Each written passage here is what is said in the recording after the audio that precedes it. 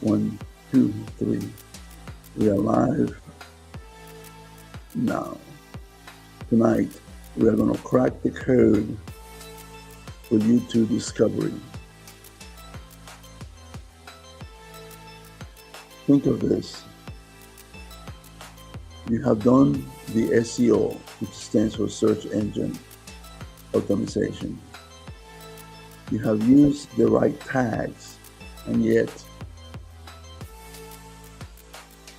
you have uploaded consistency also, and yet the views look like a flat line. They're not going up consistently like you expected them to go. They just look flat. You ask yourself why. The reason is YouTube discovery engine has changed. The old keyword strategy is dead. If you want to get discovered in 2026, you have to master the satisfaction signal. Mr. Beast call it the attention economy. So do other YouTubers. You have to get that signal out there to the satisfaction of your viewer and your subscriber. Tonight, let us crack the code on how to get your video into the suggested sidebar, where 90% of the viral growth actually happens. How do you do that? We're going to look at a series of problems, and we're going to have some solutions. We're going to start with the metadata foundation. The basic problem is the algorithm is blind to new channels. So if you have a small channel like myself, if you have a brand new channel, the algorithm basically is going to be blind to you. YouTube has no history data on your channel. It doesn't know who you are, what your niche is, or who your ideal viewer might be. I know I have the same issue. When I started, I had to discover my niche. I'm a brand new user. I said, what is my niche? It took me a while to figure that out. So it took me a while, it took YouTube a while to figure out what my niche was. And without a clear signal, your video gets buried regardless of the quality. So what's the solution? The solution is to feed the algorithm with signals. Let's build it up, right? What do you think we should do? Number one, you must manually teach the algorithm how to categorize you by optimizing 3 specific areas. Channel keywords. Use a setting channel menu to have both broad keywords, for example, fitness, and long tail search phrases your audience uses, for example, home workout routine for beginners. So if you see those keywords, you'll say, oh, that person is on the fitness category, he's on the fitness niche, and that will make sense to the algorithm as well. Let's look at another one, default description. Create an elevator pitch in your upload default that explains your channel value. This ensures every video provides a consistent text to the algorithm. And that's important. Default tags say 2 to 5 permanent tags that define your channel as a whole. This creates a GPS for the algorithm to follow for every upload. So 3 things you got to do: channel keywords, default description, and default tags. Very easy to do. I'm quite sure you've seen it before. I'm quite sure you know how to do that. If you need help, I'll be more than glad to help, provide free assistance on that, setting that up. Just leave me a comment on the channel to do that. Now, what's the second problem? It's called the the first valley of death, the launch strategy, right? Most people, what do? Most creators fail because they launch one video and wait for views. They create a single video. Oh, this is the greatest video ever. They post it and they wait for views. So when they get zero, they lose momentum. A single video doesn't provide enough data for the algorithm to recommend your content. It doesn't give the viewer any reason to stay on your channel. So the solution appears to be obvious. Do a 5-video jumpstart if you're creating a new channel. And even if you have a channel that has low view, don't post a single video. Create multiple videos and post them regularly. I can have 5. I usually try to do a series of 3 to 5 videos every time I post, and I post them consistently. Instead of one by one, launch your channel with 5 high-quality videos simultaneously. Right? Not one today, one tomorrow, one the day after. All 5 of them the same day. Demonstrate authority.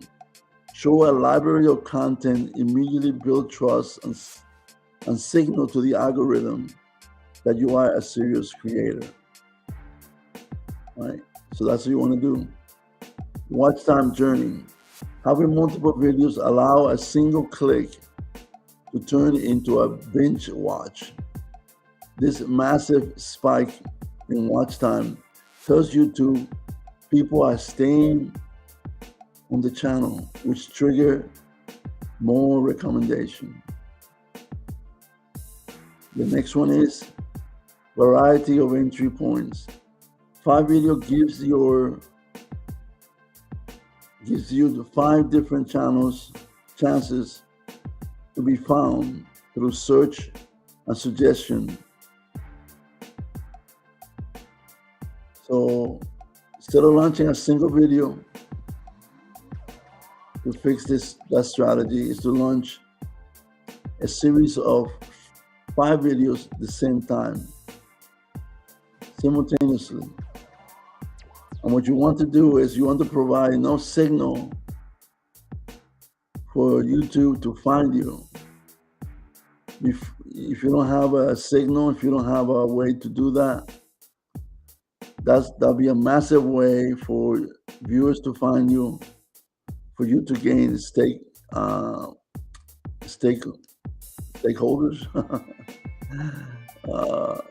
for viewers to find you, and for you to get channel participants.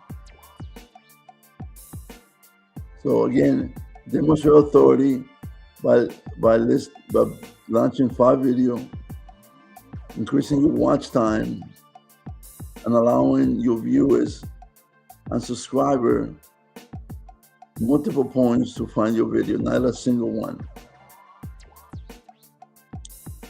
So, okay, that's great. But what's the next challenge that we will face?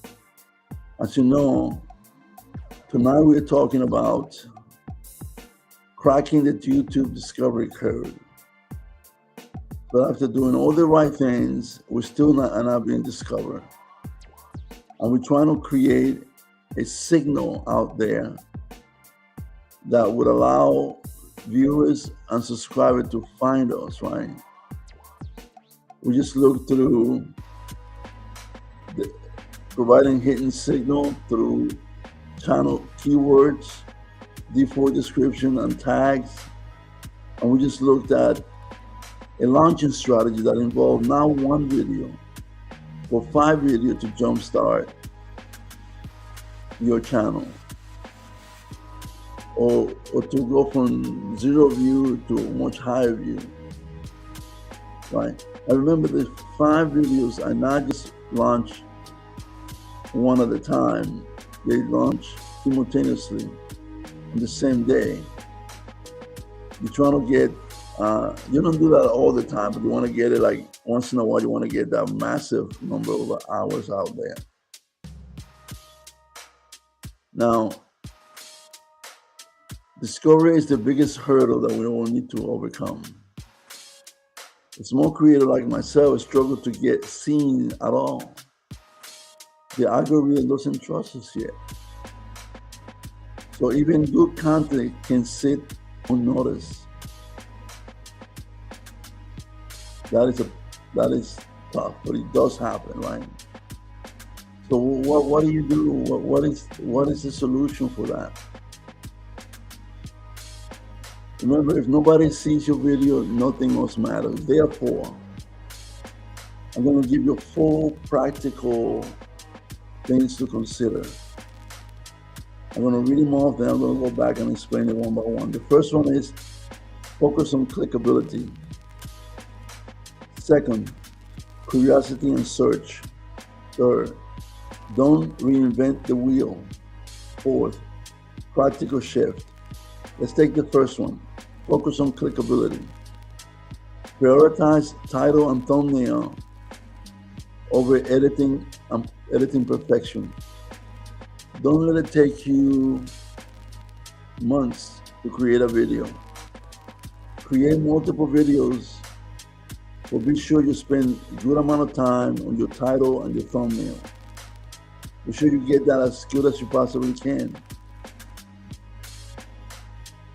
And then editing, if you're gonna have some challenges on editing, we all know that. There's a multiple reasons why that will happen. So do the best you can to keep improving it every day, right?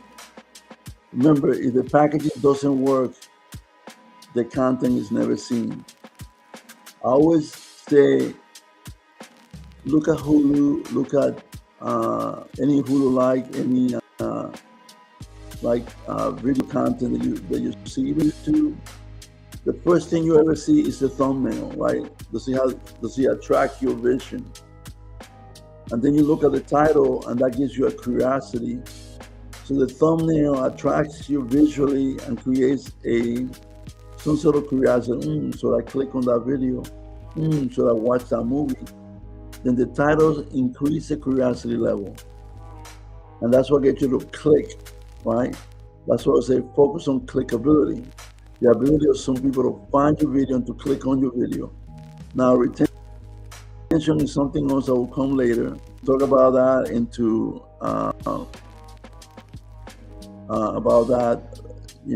later on during the week. And just remember, we're going to be covering all the problems or concerns or issues that I addressed last night. I think I addressed about 10 of them. Tonight we're just concentrating on one, right? And that is the fact that you need to be discovered. So we're trying to crack the discovery curve, right? Right. So clickability was the first one that we addressed. Then I said the next one was curiosity and search. So we want you to use tools like Google Trends and vidIQ to find topics with high search volume but medium-low competition. Now I tell you this, I have used Google Trends, and if you never used them before, they are really a good tool. And let me see, I just try not to go out of character, but let me just see if I can find Google Trends for you guys.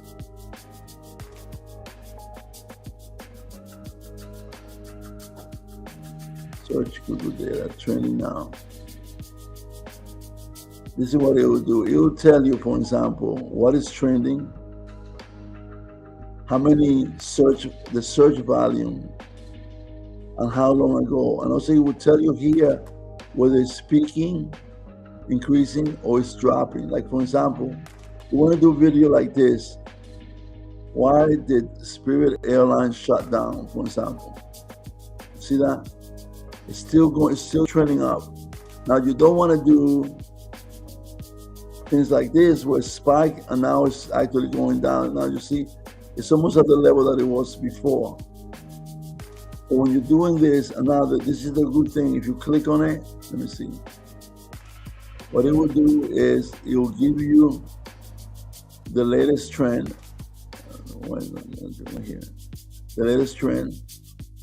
It will give you keywords And also you point out to at least 3 different articles that you could go to and get some additional information. So if you click, for example, on this one, it will take you to a whole new article that you could go to. So if you are into the, what's trending today, that's fine. Now, there's another way to do this thing. It's called Explore.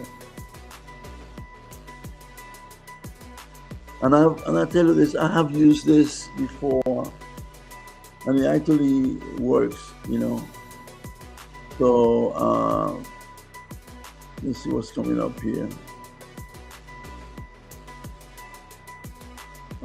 YouTube. I got one for YouTube. YouTube. I've never tried YouTube before, so forgive me if I don't get anything interesting. This one is pretty steady. So interest over time on YouTube is pretty steady, no issue with that. So I'm not gonna worry about that. And it also tells you about rising queries. The good thing about it is basically that you could get trending information that is really important. I don't know, let me look at another one that might be interesting to people. The great white, what's the great white horse? Never heard of that before. It's really good for sports and things of that nature. But anyway, you get the idea. And vidIQ is also a tool you can find. I could show you that, but basically a tool you could get trending information. Let me see if I can show you that real quick. Let me see if it comes. Sometimes it doesn't come out because I have too many things open.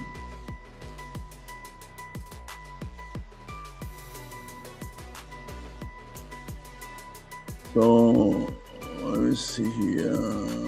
Home.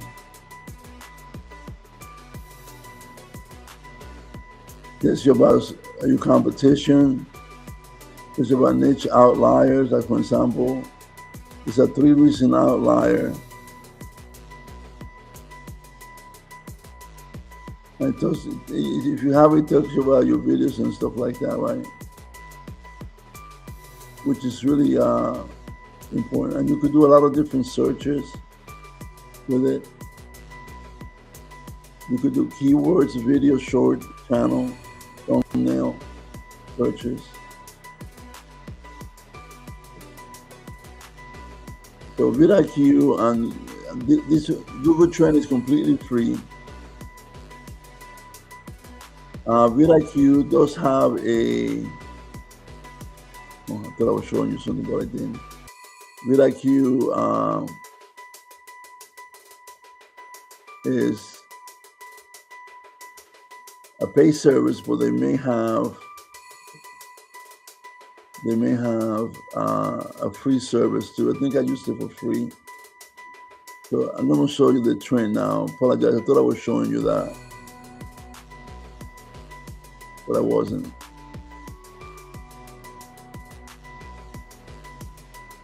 If you see it, you should be able to see it right now. And basically, what it does right here is it gives you things that are trending. So the whole trends. You can look at different, like for example, this is the one that I was trying to show you, White Spirit. You see how you have a upward trend. It's the kind of things that you wanted to do. And here are the keywords that I was speaking of. And here are the articles that I was talking about. So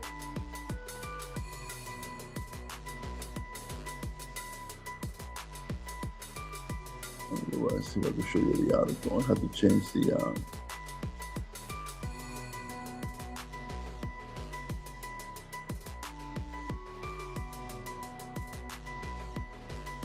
I have to change, every time I change the view, I have to change the, I have to give a command to my channel so that you're able to see the items that I'm looking at right here, which is fine. So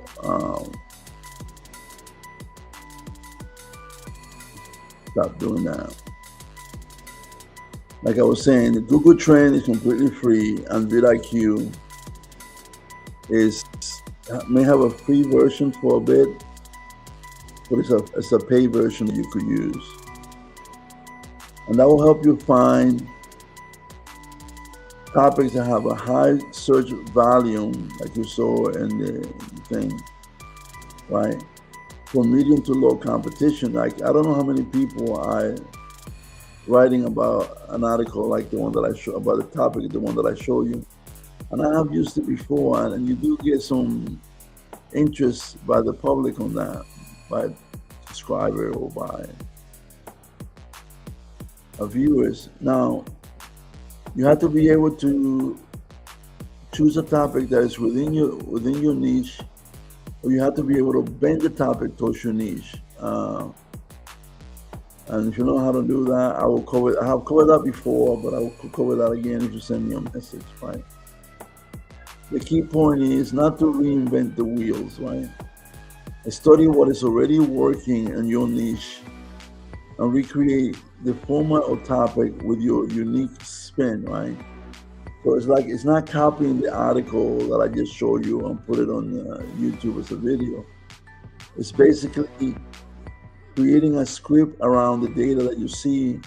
And the good thing about what I show you is that when you go to, then you got multiple articles, so you don't have just one data source, you have a minimum of 3 data sources that you can go to. So your article will be well researched, and then you could do additional research by going to Google. So that's what you have to do, right? So don't ask, what do I want to make? But ask yourself, what will someone click on right now? So if you know, for example, that if you look at Google Trend and you have 1 million people searching for this airline that's going out of business, right? So will someone click on a video for that? At least one of those 1 million people could. Or if you go to vidIQ and you find something that is trending, that is viral, most likely they have some interest in that topic and people will click on it, right? So let's move on. So let me just summarize to be sure you kind of don't lose track. To fix the discovery bottleneck, you need to focus on clickability, use curiosity and search to know what's being trending. Don't reinvent the wheel. Just create something that people are looking for, and practically shift your focus to not what I want to make, but what someone else would click right now, right? People don't care about what you want to do, what you want to view, or what you want to make. They care about their own interests. Let's go back to what we spoke earlier, right? We call it, what do we call it? Does anybody remember? A satisfaction signal, right? Or the attention economy. What are the things out there that people are clicking on to have their attention? You want to maintain that, right? Let's look at another one here called the retention, right? The first problem that we're going to have is called the leaky bucket audience. Somebody named it the leaky bucket audience. So if you picture that, a bucket full of water, and it's leaking water all over the place, right? So what does that really mean, right? So even if you get the click, if you can't hold their attention, the algorithm will stop promoting you. And I spoke about that last night. You know, when you post a video based on your performance, they might send it out to 1,000 people. If say 15-20% of them click on it, they will recommend it to another 2,000 or 3,000 people, and so on and so on. The more people that click on it, the more that they will recommend your video, right? So if you cannot hold the attention of the viewers, algorithm will say, well, this video is not good, therefore we're not going to promote it anymore. So creators often ramble or fail to provide the value promised in the thumbnail, right? So what did I promise? Right? Algorithm crack, fix the discovery now. So I think, at least from my perspective tonight, I have given you enough information to help you crack the code, right? So as a creator, I'm trying to give you what I promised, and that's what you have to do. Your thumbnail and your title are the curiosity that brings the audience, the viewer, the subscriber to the video. But in order to keep their attention, you have to basically deliver on your promise, right? So every segment of your video should have a hook, picking capacity of the viewer, right? So how did I start that? You guys remember? The way that I start my video usually is by doing a hook, right? So I said at the beginning of the video, hopefully you remember, you have done all your work like tags, SEO, and you post it consistently. And yeah, your views were flatlined, and I asked you why. You said, you know, why? I want to know why. So that is my curiosity loop. That is my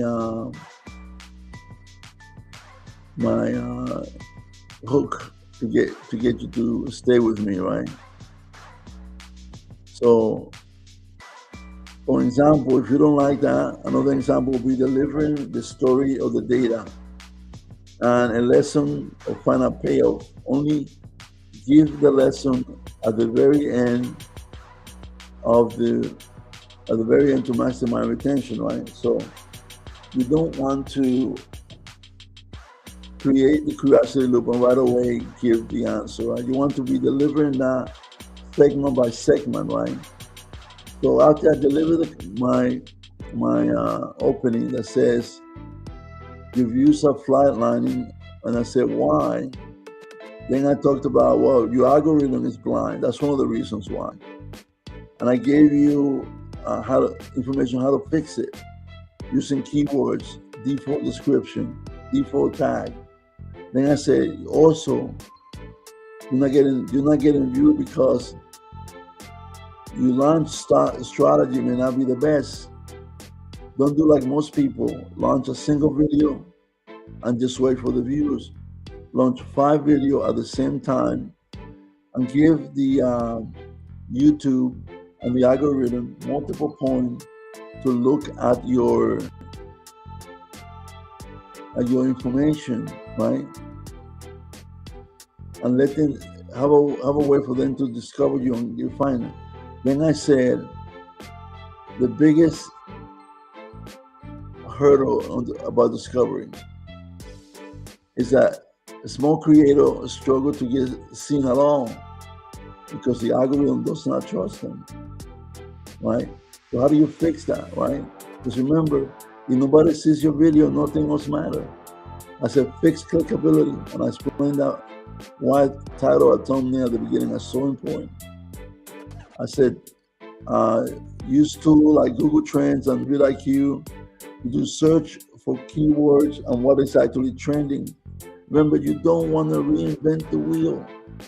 You want to create videos on areas and topics that other people are looking for, other topics that they are concerned with, other things that they want to view. It's an attention economy, so you want to get their attention. If they are interested in airline, for example, we saw how if you use Google Trend, you could find information about it and how to get it to do that, right?